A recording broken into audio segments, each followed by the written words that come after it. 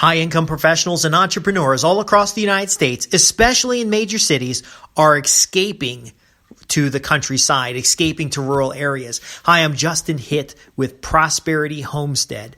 Many are starting to do what perhaps you've done before, is to escape the big city into the countryside where even with high-speed internet, you can still work a professional job, yet you can have the relaxation, the elimination of your commute, and other aspects of your life that is more beneficial, more connected with nature, and a greater opportunity for a healthy lifestyle. But there are some problems. Folks are also still running off to vacations and spending a lot of money, and food prices are increasing, and taxes are increasing, land's getting more expensive, and we have this whole COVID stay-at-home plan. Everybody's required to stay at home, even though it's not a law. It's a enforced suggestion from the governors. We're going to find that that's likely unconstitutional as we're all getting home arrest without a jury, without any kind of legal action. But my point being here is that what if you had a place that you could escape the city and go out to the country and be left alone, to have the freedom to do what you want, to have the opportunity to grow a garden, the opportunity to spend time outside in the fresh air, and to eliminate some of this stress that happens in city life. Now, I'm not recommending everybody move out to the country, because if we do so, everyone would be in the country and the cities would be empty, and then it'd be more exciting to go to the city because there wouldn't be anybody to bother you there. My point being, though, is that historically, high-income professionals and entrepreneurs have had a country home, a summer cottage, a cabin in the woods, an opportunity to escape from the hustle and bustle and go someplace safe to recharge, to refresh, to spend time with family. There's a developer friend of mine, and he used to buy vacant land outside the city. And many times he was trying to buy vacant land outside the city that was near new developments, but he didn't always have a perfect match, yet he still had utilization of the land. So utilization of land is all about Prosperity Homestead. What he would do is he would set up a large market garden on a piece of land. So just outside the city, 5 or 10 acres, he sets up a large market garden, and then he would find somebody who would manage that garden for him. Most often it was a farmer that didn't have land of their own, and they would manage the land, and they would take half the crop to market, and he'd come by every weekend and work in the garden and enjoy the fresh air and spend time in a little cabin that he had set up there that was no bigger than a shed. But it was his space that him and his family can go, have a little picnic, relax, and bring home fresh vegetables.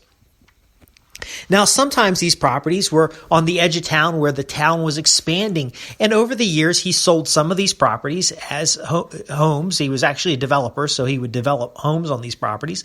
And on other properties, he kept them for a lifetime. My point being, though, is that it was a safe space for his family to go and escape the city and have a relaxing, enjoyable connection with the earth while growing fresh vegetables. He was able to help other farmers by sometimes he would lease the land for cattle. Sometimes he would rent the farm out to a farmer. Now, he's mostly only covering his property taxes. However, again, the land utilization creates a benefit that gives you the opportunity for lifestyle. Now, I've seen others who do the same thing, except they develop the land with trees and orchards and other agricultural activities. There are some folks that will buy a house and then rent it back to the farmer. So they buy the farmer's land. Instead of the farmer working with a bank, they're now owned by a trust. So the land is owned by a trust. And the farmer, when they're older and they're deciding to reverse mortgage the house, they're actually reversing it with this farm partner. And so there's legal and tax benefits for the investor, and there are benefits to the farmer, which improves their overall cash flow. My larger point is, imagine life with a country home, a farmhouse, a little summer cottage, a beach home, or some other place where you can go to recharge and relax. Think of the benefits of that. The benefits of not having to pay for an expensive vacation where you're just going to be stuck in a crowd and frustrated and traveling and getting patted down by the TSA every airport you're in. Imagine you could just simply go to your little summer cottage, your little home by the river, where you relax and do a little fishing. Now, by the way, this is not an unusual thing to the European family, the Finnish, the Swedes, or the other folks that will often take their summer season or their spring vacations off in a completely different town, enjoying wine and fine food, or sometimes simply just hunting in the forest or gaining time alone with their significant other or family. Now, this doesn't have to be a dream. In fact, you can have that beach house that you've always dreamed of, that family vacation annual event and those memories you create, and it is 6 simple steps. Now, there's simple steps to understand, but the implementation takes a little time. First off, I want you to understand that what I'm talking about here is a generational wealth building activity that gives you an asset that potentially cash flows. So I knew one family who had a apartment building by the beach. Now, it wasn't on the beach, but it was by the beach in Virginia Beach. And they rented it out during the peak seasons.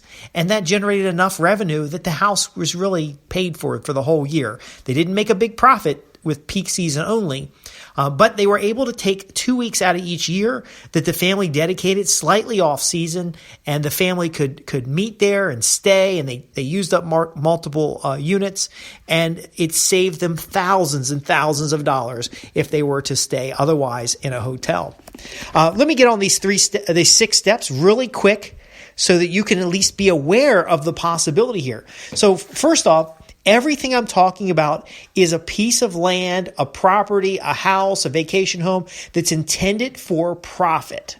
Okay, we're not just buying a house and not doing anything with it. We're going to buy it for profit. And then number 1, we're going to set it up in some kind of organization. That organization is for tax benefits. That organization is for management costs to be contained. And it's quite possible that organization will, number 2, be funded by multiple parties.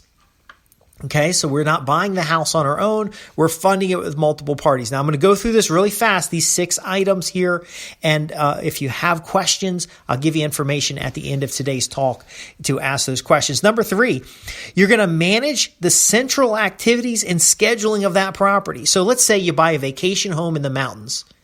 Beautiful vacation home in the mountains. It's less than 30 minutes from a beautiful ski resort. It sleeps 12 people. Wonderful place. Your family uses it twice, maybe 3 times a year. Well, you put that on the schedule. And then you start looking at the schedule and answer the question, what other times could other folks be utilizing our property? See, and I'm not a tax advisor here, but if you talk to your CPA, there are provisions for the number of nights that you can use the property and the number of nights it needs to be rented out in order to still gain some tax preferred benefit. Now, before I get on to number 4, have you ever wondered how some families have these estate homes and beautiful landscaping, beautiful lifestyle, and then they go take vacations someplace else and they enjoy that as well, and you find out they got 3 or 4 houses all over the country? Well, again, it's these 6 steps that I'm describing here that can enhance your lifestyle, improve your assets to cash flow, and get you safe, secure, relaxing homes to live in throughout the country. Number 4, you're going to quarterly fund or pay dividends to those who are partners in this. By the way, if you set this up as a business, I knew one family who bought a bed and breakfast. Now, they didn't actually live at the bed and breakfast full time. That was their original plan, but they are working high income full-time jobs, and they ended up hiring a live-in manager and caretaker for their bed and breakfast. Guess where they go on vacation each year? Well, they go to the bed and breakfast. Now, this bed and breakfast is 100 and some acre property, beautiful, previously a mansion. They cleaned it up, fixed it up. It is an incredible place. They're planning on living there full time when they're older. How did they afford such a thing? Well, number 2, they funded it with partners. They worked with a travel agency. It was a privately owned travel agency. When travel agencies had a little problems after 9/11, the owner needed some place to invest their money, and they noticed a trend where people were staying in smaller places and doing less air travel. So they partnered up. They got partners and they bought the property, and it's working out well. But number 4, the part of quarterly funding, making sure that you've got reserve funds in place for the property, and then paying out dividends when you have a significant profit, that really keeps your investors involved. If you can produce 2 to 4% return on a property like this, which is very easy, you can actually be in a very favorable position to have investors come on board. Number 5, you need to have an annual maintenance schedule, because this property will need to be maintained, or at least you need to be able to supervise the maintenance. And number 6, you can enjoy it for a lifetime. This is the type of thing that you can do to put aside some money in a property that cash flows. It at least has to break even.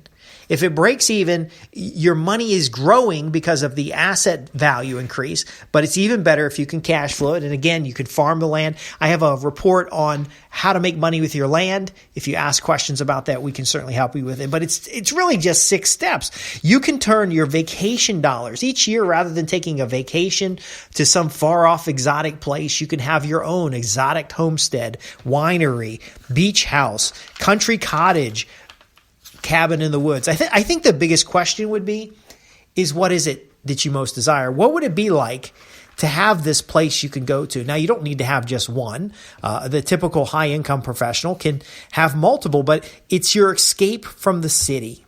It's your ability to go and do what you want to do in a place that's your own or shared among family members, and it's ultimately your own personal oasis. Now, I could go on for hours about this topic. In fact, I'm looking at I think it's about an 8-page outline, and I was going to do a training session on these 6 steps, go into the details, the mistakes to avoid, share some success stories of folks, even how some folks, and you might not be aware of this, but in Europe right now, there's this thing called the Chateau Life. You can go out to YouTube and look up Chateau Life, where people are literally buying chateaus, wineries, huge mansions, restoring them to their beauty and glory, and sometimes getting tax deductions for it. But again, I'm not your tax advisor.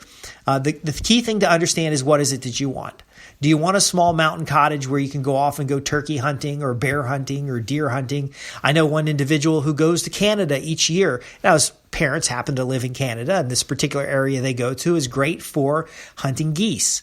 And so they go up there once a year, they stay for a month, and they hunt geese. Now, again, with technology, with computers the way they are today, you can work from pretty much anywhere. The COVID lockdown has proved it. So why not work from that beautiful dream home that you always wanted? Why not work from that escape from the hustle and bustle, so that after you take a vacation, you're so fully recharged, you don't need to take another vacation? Why not? Well, if you've got any questions about how you can escape from the city to your own family farm, recreational center, beach cottage, hidden cabin in the woods, then simply visit us at www.prosperityhomestead.org. As I described here, there is a 6-step approach to make this happen. Now, obviously, the 6 steps sound easy, and I can go through them quickly, but you will want to sit down and look at your family's plan. Now, if you've got a virtual family office or a family office, if you just ask them about these things, how could I have an estate home that someone else pays for? They ought to have a few ideas and concepts that will help you get started. Of course, I do, from working with many of the clients we worked with in the past. And it really does boil down to clearly defining what it is that you want, identifying the potential properties, and then syndicating the deal with either family members or business partners, and you can have a place established. And once you have the place established, again, it's the 6 steps. Have a plan, fully fund it, identify ways of streamlining and optimizing it. Again, I could go on and answer many of your questions, as I've done over the years. If you've got questions, I'm Justin Hitt from Prosperity Homestead. We're here to help high-income professionals and entrepreneurs supercharge their lifestyle in a environmentally friendly, environmentally conscious way. And by the way, this doesn't have to be expensive, but you can ask your questions at www.prosperityhomestead.org. Thanks for listening. This has been about your escape from the city to your own homestead, small farm, or estate that might even be paid for by your business or business partners, or sometimes even tax benefits. Oh, I can't go into too many details here. Our time is up. Thanks for listening. Until next time, I'm Justin Hitt with Prosperity Homestead.